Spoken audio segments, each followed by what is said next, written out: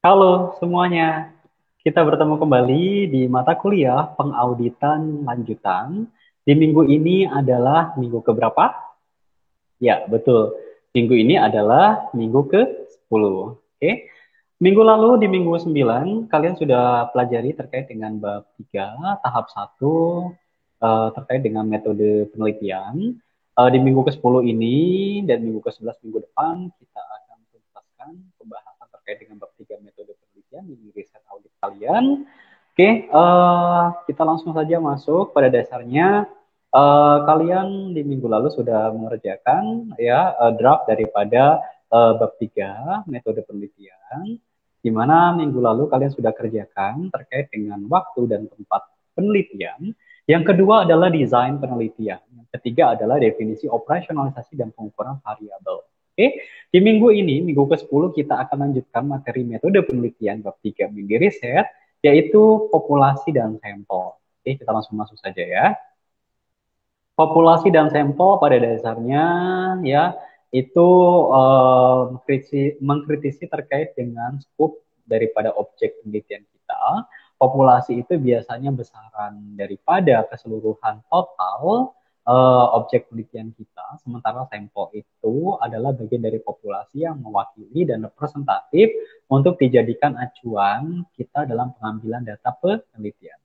Oke ya, ini dia bab 3. Kita masuk ke populasi dan sampel. Oke, populasi yang merupakan sekumpulan orang ya ataupun kejadian atau sesuatu yang menarik peneliti dalam melaksanakan penelitian. Contohnya di sini, kalau seandainya kalian mengambil objek penelitiannya adalah perusahaan manufaktur, berarti populasinya adalah seluruh perusahaan manufaktur.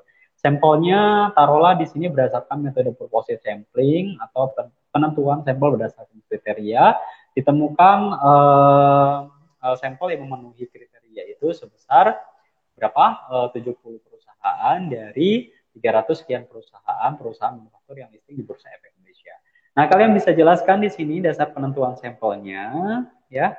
Oke, contohnya ini di contoh penelitian kakak tingkat kalian ya, dalam risetnya populasi dalam penelitian ini adalah seluruh perusahaan keuangan yang terdaftar dalam Bursa Efek Indonesia periode tahun berapa sampai dengan tahun berapa.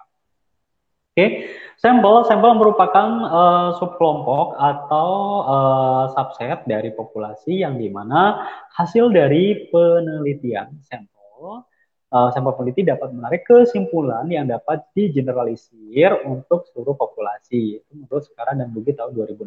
Jadi pada dasarnya sampel yang dipilih itu bukan sampel yang sembarangan. Sampel yang dipilih adalah sampel yang representatif dan sampel yang memang bisa mewakili daripada keseluruhan populasi objek penelitian kita.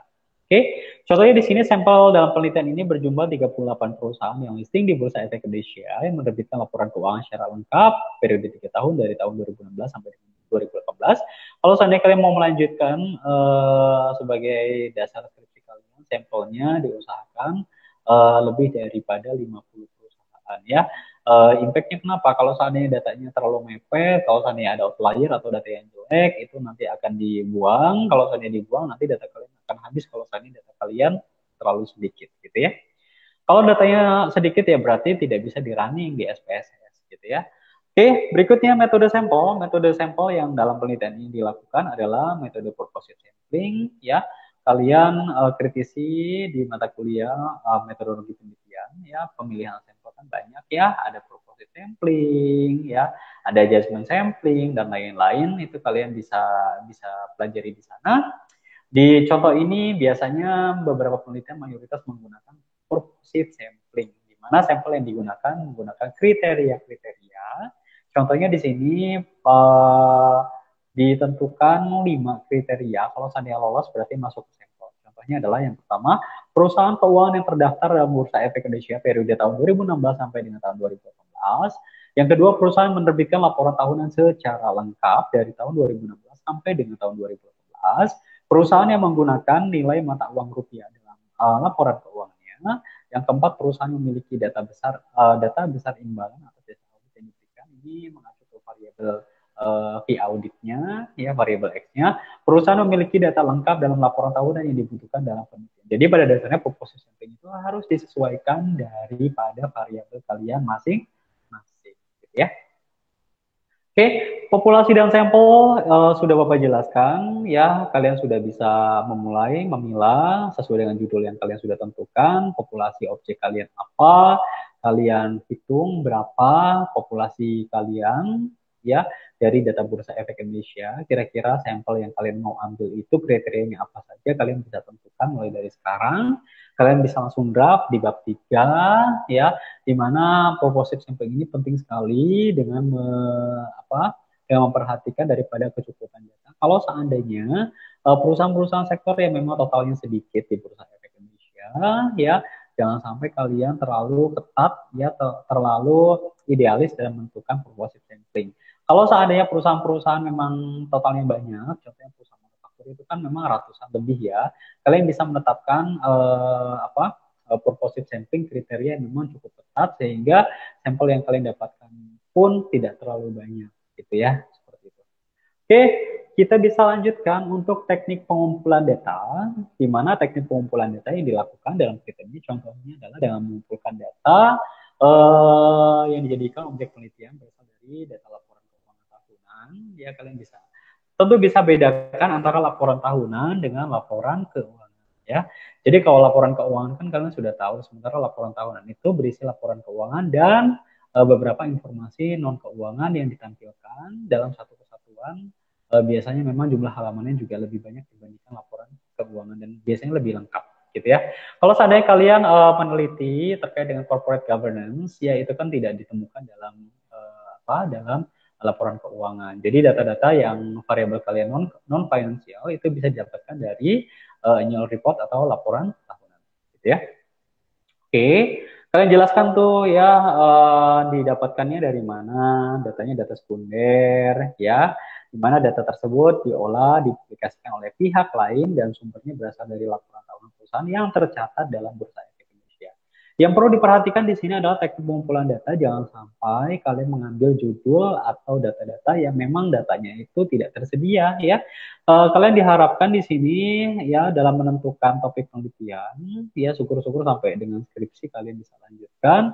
Pilih objek-objek penelitian yang memang datanya ada tersedia dan lengkap. Jangan sampai kalian ambil beberapa perusahaan yang memang sulit untuk didapatkan ya, contohnya perusahaan-perusahaan yang memang objeknya sedikit itu kalian coba hindari ya. Kalian acu daripada jurnal penelitian terdahulu kalian mayoritas menggunakan apa, kalian bisa adopsi, dan kalau seandainya bisa dibedakan, kalian bedakan, tapi harus memperhatikan daripada kecukupan daripada jumlah sampel kalian, gitu ya.